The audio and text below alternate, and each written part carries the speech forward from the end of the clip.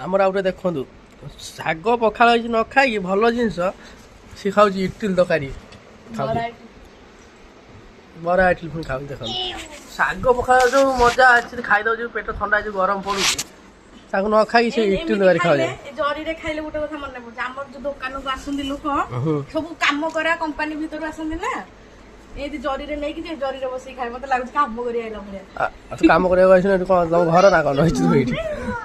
ମୁଁ ଏଠି ରହି ବାହାରେ କାମ କରି ସିଏ ରହିଛି ଭାବୁଛି ନିଜ ଘର ଲାଗୁଛି ମୁଁ ଯାଇଛି କୁଆଡେ ମୂଲ କାମ କରି ପଖାଳ ଶାଗ ଦିଟା ଖାଇଦେବୁ ପେଟ କି ଥଣ୍ଡା ରହିବ ମୁଁ ପଖାଳ ଖାଏ ତୁ ସେ ଖାଲି ସେଇଗୁଡା ଖାଇବ ପେଟ ଗ୍ୟାସ୍ ହବ ଯାହା ହବ ଖାଲି କହିବା ଆଉ କିଛି ନାହିଁ ତାର କାମ ସେଗୁଡା ଖା ଖାଉଛି ନା ଏଠୁ ତ ଦାବିକି ଖାଉଛି